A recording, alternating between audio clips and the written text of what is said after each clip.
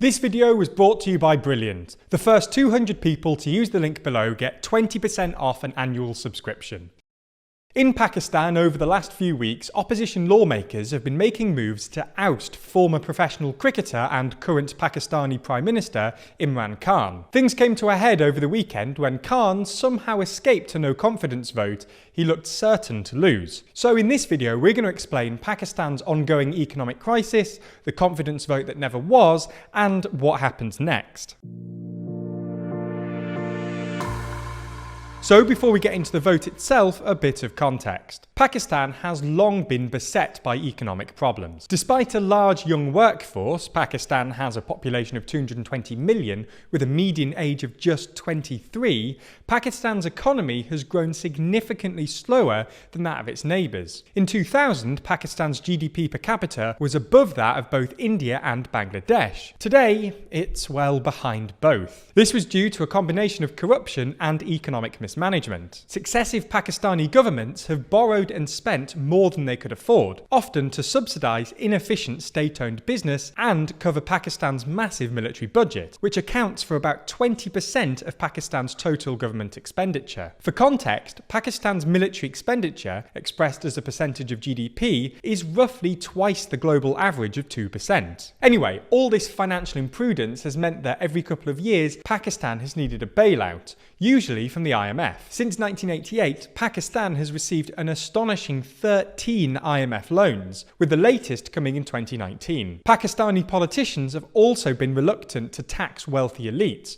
which has meant that when the IMF has told them that they need to increase taxes as part of any loan agreement, those taxes have usually ended up hurting the poorest. You get the point. Pakistan's economy hasn't been in great nick since, well, probably the oil crisis of the 70s, and they've become remarkably dependent on foreign loans to balance the books. When Imran Khan, former captain of the Pakistani national cricket team, ran for Prime Minister in 2018, he promised to end all that. Khan essentially said he'd do three things: stamp out corruption amongst Pakistan's elites and increase taxes on the wealthy, guarantee macroeconomic stability and end Pakistan's debt reliance, and create what he described as an Islamic welfare state. Khan's message apparently resonated with the Pakistani public, and his party, known as the PTI, won a 32% plurality of the popular vote. Pakistan uses a mixed-member electoral system, with most of the seats elected via a first-past-the-post system, which meant that the PTI won about 43% of the seats.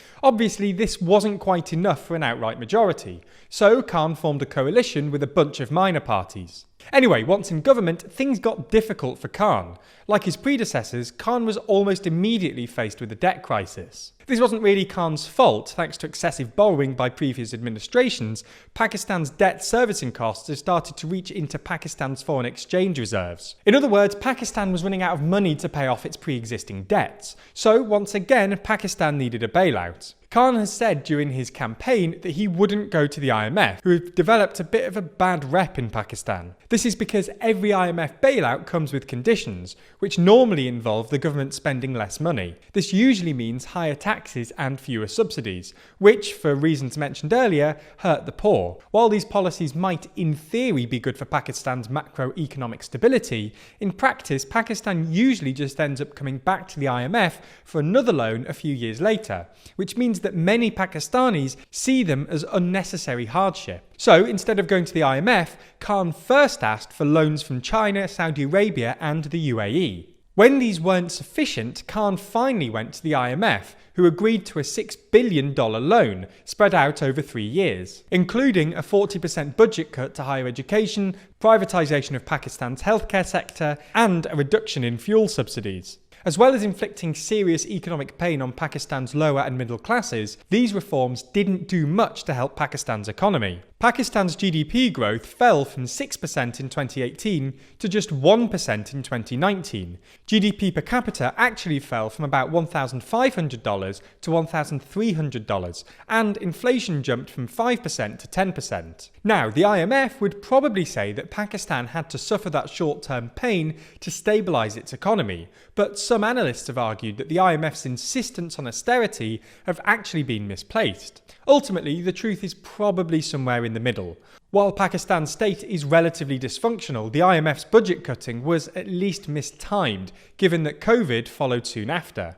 As you'd expect, the pandemic only compounded Pakistan's economic woes. In 2020, Pakistan entered a recession and inflation stayed at 10%. In November 2020, Khan refused to implement the IMF's required reforms, which included a whole load of uncomfortable measures, including raising electricity tariffs, tax collection reforms, and hiking interest rates. In February 2021, desperate for economic support, Khan backed down and implemented the required measures in exchange for the next instalments of the IMF loan, worth about $500 million.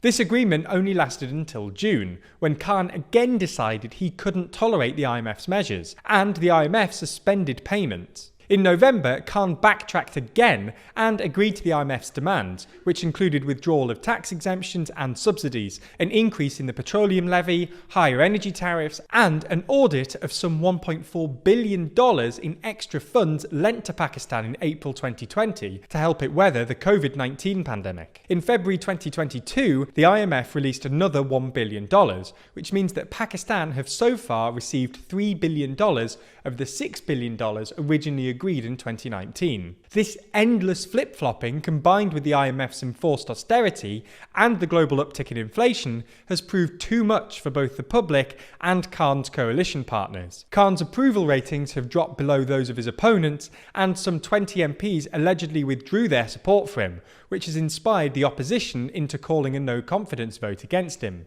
Khan's prospects haven't been helped by his decision to start a spat with the military, who wield significant political power in Pakistan, about who should replace the outgoing Inter-Service Intelligence Director General. Khan has also been accused of unfairly hounding and silencing political opponents in the name of anti-corruption. Anyway, by the weekend, Khan's demise looked inevitable. The MQMP left Khan's coalition on Wednesday, which meant that the opposition had a 177 majority in Pakistan's 342-member assembly. But when the no-confident vote was finally scheduled for Saturday, it was declared unconstitutional by the Deputy Speaker, who also happens to be a close ally of Khan's. Shortly afterwards, the President, another Khan ally, dissolved Parliament and called for new elections within 90 days. Khan, who has claimed that the vote was part of a US-led international conspiracy to remove him, declared the outcome a victory for Pakistan's democracy, while the opposition brought a case to Pakistan's Supreme Court,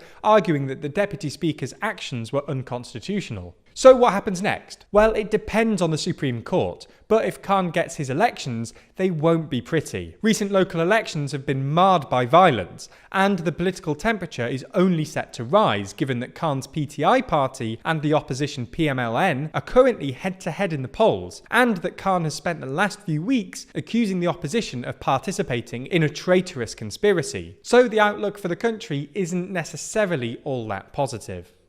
This video was brought to you by Brilliant. Brilliant is an online STEM learning platform that turns complex subjects into fun and interactive experiences. I actually did a computer science degree, and I've loved exploring Brilliant to refresh my skills, as well as learning new ones to help with my current job, like their superb statistics courses. But you don't need any kind of background in STEM. If you just want to spend a bit of time building your skills, then you can do it right away, with no long boring lectures like the ones I had to sit through. Sorry to my former university. Instead, you can learn through interactive games and puzzles, the kind of thing you actually want to do. There's something at all levels too, with more advanced courses on things like neural networks and even quantum computing. Just pick a course that you're interested in and get started. They're all designed by award-winning instructors and built upon the principle of active learning, so you're gaining STEM knowledge by actually doing it. Brilliant helps you learn new things and sharpen your skills. So if you want to improve with STEM, then you should sign up to Brilliant at brilliant.org, and the first 200 people to do so will get 20% off an annual premium subscription. Thanks so much for supporting the channel.